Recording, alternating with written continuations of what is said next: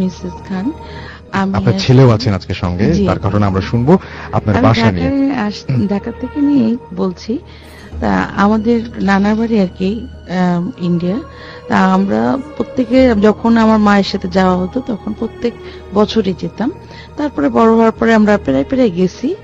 তারপর আমাদের বিয়ে হওয়ার পরও গেছি। তা আমার মামা ছিলেন আমার চাচাতো ভাই, উনি এবার অনেক পরেজগার ছিলেন। উনি মানে একটা মসজিদের একটা মাদ্রাসার টিচার ছিলেন। ওটা আকরা পরে আকরা স্টেশনের সাথেই মাদ্রাসা, বড় মাদ্রাসা। আমার মনে হয় যারা ইন্ডিয়াতে থেকে শুনছেন তারা আপনার জায়গাগুলো বুঝতে পারছেন, সুতরাং জায়গার নাম বললে আরো ভালো হয়, আমাদের অসুবিধা নেই। হ্যাঁ, আকরার সাথে স্টেশনের সাথে একটা মানে মাদ্রাসা, ওনার টিচার ছিলেন। তা উনি অনেক মানে ঝাড়ফুঁক করতেন বা অনেকের অসুখ বিসুখ বা মুসলিম অমুসলিম সবাই আসতেন ওনার কাছে। তা সবাই ওনাকে খুব ভালো জানতেন। তা উনি একবার আমি অনেক ঘটনাই আছে, সেটা না বলছি না। একটা ঘটনা সেটা হচ্ছে উনি তাবলিগের কারণে দিল্লির একটু অনেক দূরে একটা জায়গায় গিয়েছিলেন। কারণ তাবলিগ সাধারণত অনেক মানে খুব অ্যাভেলেবল জায়গা যায় না, অনেক দূরে দূরে যায় তাবলিগ। সওদাগর বলতেন। হ্যাঁ হ্যাঁ, তো ওনার আব্বাকে সওদাগর সাহেব বলতেন। উনি এবার চাঁদনি চকের ওনার দোকান ছিল বড়, এবং সওদাগর সাহেব নামে পরিচিত ছিলেন আর কি ওনার আব্বা। ভারতে চাঁদনি চক আর কি, কলকাতার চাঁদনি চকের। তা ওনার মানে উনি তাবলিগের সাথে এত সম্পৃক্ত ছিলেন যে যে কোনো জায়গা থেকে যদি কোনো তাবলিগের লোক কলকাতায় যেতেন তাহলে দেখা গেত যে অনেকের টাকা পয়সা, অনেক গরিব লোক তাবলিগে গেছেন অনেক আগে, তখন দেখা গেছে কি তারা হয়তো মানে আমাদেরই এক হুজুর, আমাদের বাংলাদেশে এক হুজুরি, উনি বলতেন যে আমি তো এত গেছি, আমার হাতে কোনো টাকা পয়সা ছিল না, আমি এক জায়গায় বসছি, তখন দেখা গেছে কি যে আমাকে খুব হাত ধুতে দিচ্ছে। তারপরে কি ব্যাপার, হাত ধুন কি খাবেন, আমি তো ভয় আছে, আমার তো টাকা পয়সা নেই। আপনাকে টাকা পয়সা তো কেউ চাইনি, আপনি খান। পরে শোনা গেল যে সওদাগর সাহেবের কারণেই মানে ওনাকে এমনি খাওয়া, মানে ওনার এই ছিল যে তাবলিগে যারা আসবেন সবাইকে আপ্যায়ন করতেন। হ্যাঁ, এবং প্রত্যেক মাসে যে উনি দোকানে টাকা দিয়ে দিতেন। যাই হোক, ওনার ছেলে এরকম তাবলিগের কারণে অনেক দূরে গেছিলেন। তা ওইখানে যে অঞ্চলে গেছিলেন ওখানে ট্রেন ছিল, আগে যাতায়াত বেশিরভাগই ট্রেনে, তা ইন্ডিয়া এমনি ট্রেনেই যাতায়াত বেশি। তা ওখানে ঠিক সন্ধ্যা 6টায় মানে লাস্ট ট্রেনটা ছিলেন। তো উনি তো জানতেন না। উনি স্টেশনে যাওয়ার পরে ট্রেন স্টেশন মাস্টার বলছেন যে আপনি তো এখন তো আপনাকে ওয়েট করতে হবে, কারণ এখন তো কোনো ট্রেন নাই, কারণ সে 6টায় লাস্ট ট্রেন চলে গেছে এবং আপনাকে ওয়েট করতে হবে আবার ভোর 6টায়।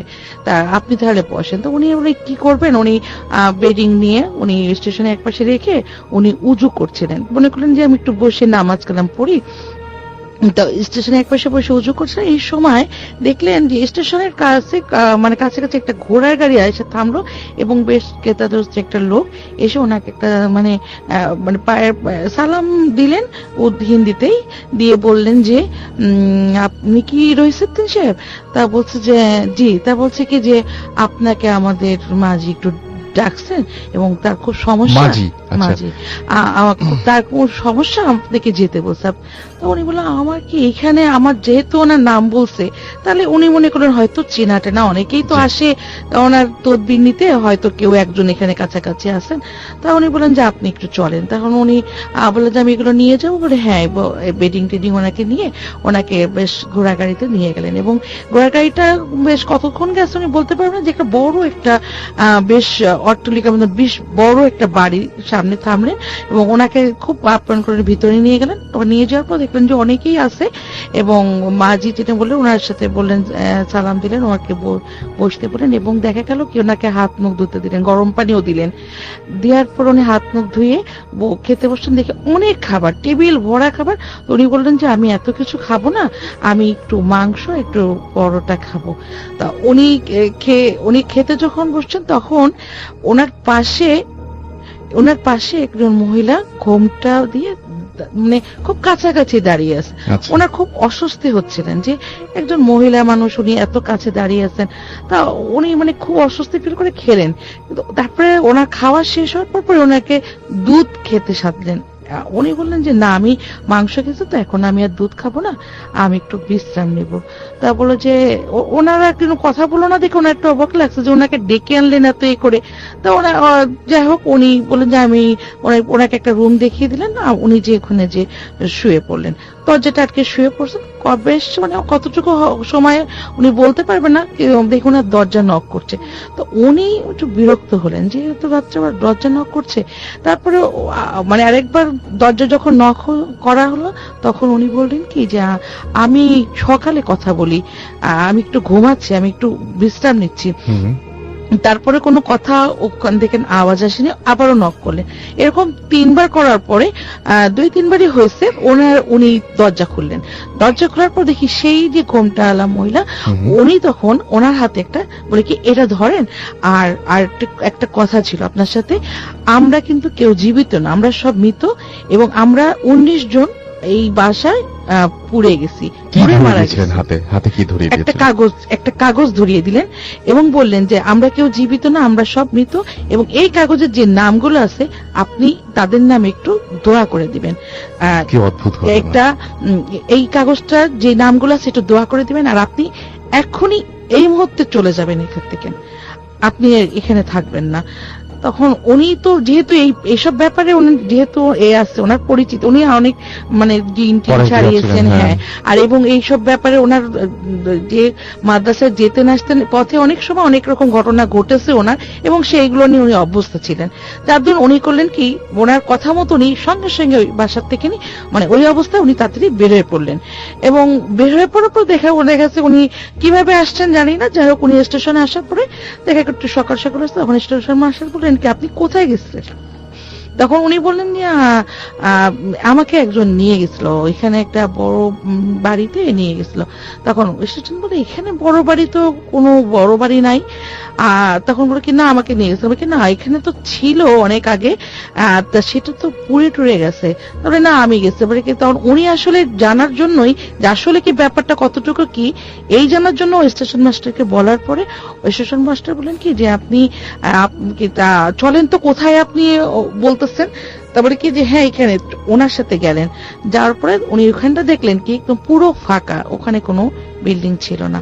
তখন উনি ট্রেন আসলে উনি চলে আসছেন, কিন্তু ওই যে নামের যে লিস্ট দিয়েছিলেন সেই নামে লিস্টটা ছিল, ওনাদের নামে উনি পরে দোয়া করে দিয়েছেন। তা এটা আসলে এটা তো অনেকে জানতে পারে যে উনি তো আসলে অনেক আলিয়ালা ছিলেন তো, এবং সবাই ওনার তদবির নিতেন। নাহলে ওনারা হয়তো অতৃপ্ত ছিলেন বা কিছু বা কি হতো জানি না, উনি হয়তো মানে বউটা বা কে, এবার অনেকটাই সেই ঘোড়া গাড়িটাই বা কেন আসলো। কেন এটা সত্যি যে মানে সবাই ওই এলাকায় যেটা জানতেন যে এই বাসাটা এক সময় ছিল এবং এটা আগুনে পুড়ে গেছে, কিভাবে যেন একটা পুড়ে গেছে, পুরো পুড়ে গেছে, এবং যে কয়জন লোক ছিল সবাই মারা গেছে। এবং তারা কি আসলে 19 জন ছিলেন ওই বাসার মধ্যে? এইটা ঠিক জানি না, কিন্তু ওই 19 জনের নাম লেখা লিস্ট ছিল, এবং বললো যে আমরা কিন্তু কেউ, ওই মহিলা বললো যে আমরা কিন্তু কেউ জীবিত না, সবাই কিন্তু আমরা মৃত। আচ্ছা, আপনাদের এটা তাও কত বছর আগের ঘটনা হবে? এটা তাও অনেক বছর আগের ঘটনা, তো আন্দাজ মানে মোটামুটি 30-35 বছর আগের ঘটনা। এবং আপনাদের সেই বাসাটা এখনো সেখানে আছে? হ্যাঁ, আমাদের নিশ্চিন্তপুরের বাসাটা এখনো আছে, এবং ওখানে ওই মামাদের মানে ওই আমল থেকে নেই কিছু জিন ও বাস করতেন উপরে আমাদের বিরাট বাড়ি, ওই উপরে জিনরা এখনো আছেন। উনি মারা যাওয়ার পরে অনেক জ্বালাতন করতেন, কিন্তু বাইরে যখন আরেকটা হুজুর, 2টা হুজুর আনছিলেন, যে ওনাদের এত উৎপাত বেড়ে গেছে যে অনেক 2টা বাচ্চা মারা গেছিল, তারপরে অনেক কিছু ভাবে ওদের জ্বালাতন করতো, এবং জিনে ধরতো, জিনে ধরে কেঁপে কেঁপে মুখ দিয়ে ফেনা উঠে, সব আপনারা দেখেছেন মোটামুটি? হ্যাঁ, এটা আমি খুব অবাক হচ্ছিলাম যে আপনারা বলছিলেন যে ওই বাসাতে আমরা মাঝে মাঝে রূপকথার গল্পের মতো লাগে যখন শুনি, অনেকে ঘটনা পাঠান যে চুলার ভেতরে পা দিয়ে। আমার আম্মারা ছিলেন 7 ভাই, মানে আম্মার বাপ চাচারা ছিলেন 7 ভাই, তারা হয়ে গেছে কি সবাই একসাথে ছিলেন। যারা বলছে, একজন বলছে মেজো মানে মেজো নানি আর সেজো নানি বলছে কি এই মেজো একটু চুলার ধারে যা, আমি আসতেছি। উনি রান্না করতে বের হয়ে গেছে যে একটু রুটিগুলো একটু সেকে দে। তা উনি যখন আবার ফিরে আসে দেখে কি দরজার কাছে দাঁড়ায় দেখে কি হাত পা, আমরা তো মানে গল্পে শুনতাম যে হাত পা চুলের মধ্যে দিয়ে আগুন জ্বালাচ্ছে, দেখে কি ঠিক হাত পা সব ঢুকায় ঘোমটা পরে কে জানি বসে আছে। তখনই উনি বুঝে গেছে যে কিছু একটা, উনি আর কোনো কথা না বলে উনি চলে আসছে। তারপর দেখা গেছে কি আর নাই, কিন্তু এরকম দেখতেনি।